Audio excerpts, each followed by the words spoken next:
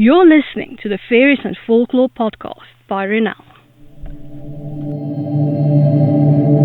I'm dark fantasy author Ronel Janse van Vuuren. With nearly a decade of digging around in dusty folklore books, researching creatures of imagination that ignited my curiosity, I'm here to share the folklore in a nutshell and how I reimagined it for my writing in An Origin of the Fae.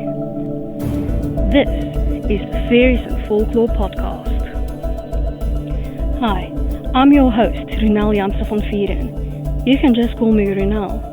In today's episode, we're continuing our exploration of the Fae realm.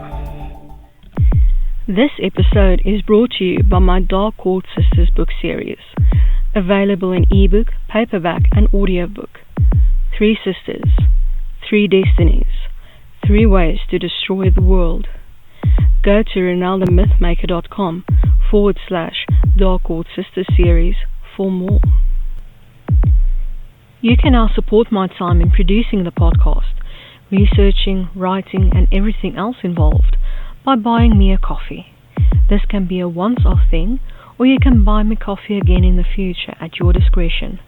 Go to buymeacoffee.com/Ronel to support me.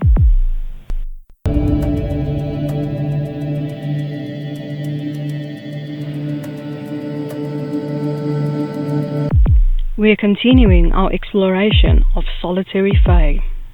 Today's fairy, Galno, Folklore in a Nutshell by Ronel. Though I usually use creatures found in folklore as is, with minor adjustments, I had this wonderful idea for a specific fairy race that incorporated a variety of Celtic races, customs, and histories. The Celts in a Nutshell by Ronel. Thus their name Galno is a Celtic word meaning power or strength, which I think works great for them, especially since that is the way other fae see them.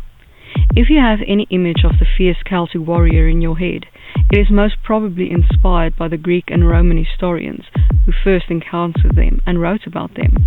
This basic image would be of a woad-painted, half-naked, howling warrior that inspires fear and awe in his enemies. You'll also have a vague idea about druids. When most people think of druids, it is that they got together beneath sacred oaks, harvested mistletoe, and supervised human sacrifice, usually by stuffing mistletoe into the unfortunate person's mouth before drowning them in a bog. The ancient Celts built various forts to protect their clans against others, for warfare was common. These consisted of duns, stone-hill fortresses, crannogs, forts and houses built on stilts in locks, and brocks, round stone towers tapering inward as they rise from the ground, to name a few. It is believed that the Romans grouped the various Celtic tribes, clans, together according to where they lived: Britons in England, Scotti in Ireland, and Picts in Scotland. The Picts in a Nutshell by Ronel. We know from what classical authors wrote that the people from northern Scotland were referred to as Picts. They have been shadowy, enigmatic figures throughout history, and by the time the Norsemen invaded and compiled their sagas, the Picts had faded into folklore as mythical race of fairies. Picts means painted people, most likely referring to the fact that they used war paint made of woad and tattoos to embellish their bodies. Before the Romans arrived, the Picts were mostly involved in fighting among themselves, but when the Roman threat came from the south, they united and won the war. Scotland holds the distinction of never falling to the invading armies of Rome, despite many attempts on the part of the Romans. The Picts were ruled by clan chieftains. The clans were known as Serrani, Cornavi, Lugi, Smyrte, Decante, Coronacay, Caledoni, Salgove, and Votadini. They lived separately, but when threatened by a common enemy, they would elect a single chief to lead them all. Each clan would still follow their own chief, but each chief would obey the warrior they had all chosen as the group's leader. The males of the tribe were all warriors, but were not called upon to defend their clan and land. They were, as were the women, farmers, fishermen, and herders. Julius Caesar remarked in 55 BC, "All the Britons without exception stain themselves with woad, which produces a bluish tint, and this gives them a wild look in battle." And from stone carvings, we get a general idea of what they wore. Women wore ankle-length tunics, and men wore varied lengths. All of this leads me to believe that the Picts were a lot like the woads in the King Arthur movie. Of course, that's a lot to think to tie together. So where did I originally get the idea to go and look at all of that? Most probably when I read through The Folklore of Discworld by Terry Pratchett and Jacqueline Simpson. The Wee Free Men, or the Nat Mac Feegle, are loosely based on the Picts, so a bit of history on the folklore from our world is included in the account of the folklore of the Wee Free Men.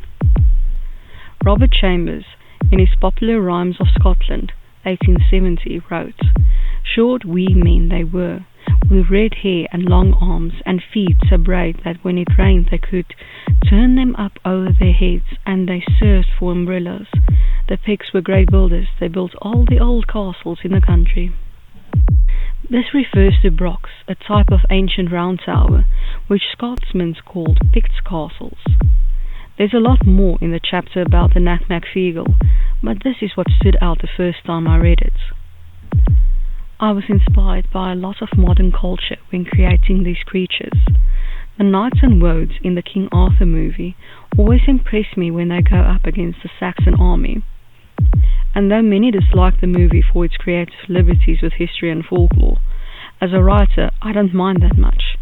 Seeing as I rarely know the day of the week we're at, why would historical inaccuracies in a movie bother me? It's all Dark Age, so what does a century or two matter?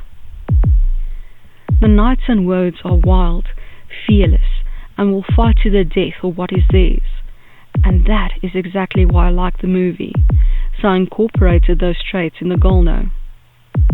In a lot of my research, including that of the Nat Mac Feegle, the Picts and so on, are described as wild and fierce, and that they love to drink, eat good food, and enjoy lots of fighting among themselves, much like the clans in Disney's Brave.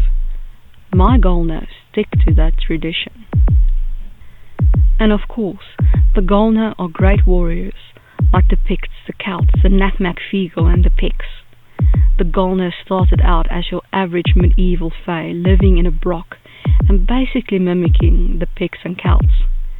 Then I got tired of their almost barbaric ways, and I made them almost knightly with proper manners and gallantry, but keeping the fierce warrior background. I also retained their love of brawling.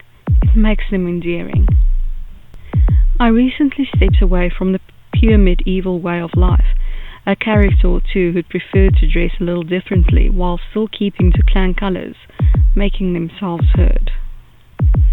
So a pair of high heels with clan colours won't be as strange as at first thought. Like all characters, they're continually evolving as a group. All the research, planning, thought and time that went into these characters, though I'm only looking at them as a whole today, was well worth it. They feature in most of my work because they embody all that is good, unlike the Seelie Knights who've lost all balance, though that's a topic for another time.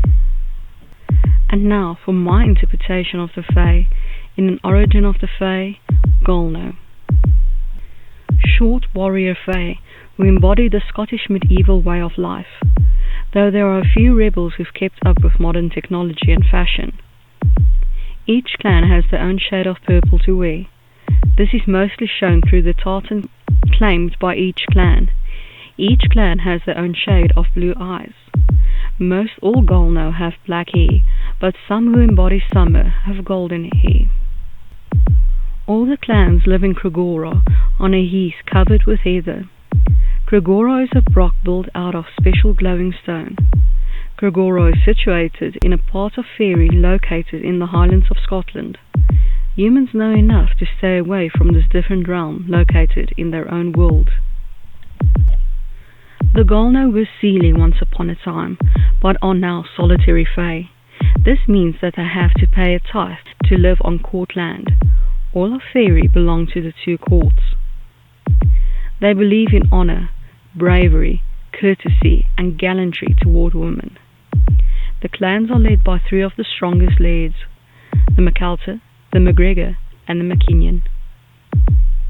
I hope that you've enjoyed this episode of the Faeries and Folklore podcast and that you've learned something new about fairy. Remember that you can get a transcript of this episode in the description. If you're new to the podcast, why not go and grab your free copy of Unseen, the second book in the fairy tale series, on my website, ronelthemythmaker.com. Loads of folklore, magic, and danger await. Take care.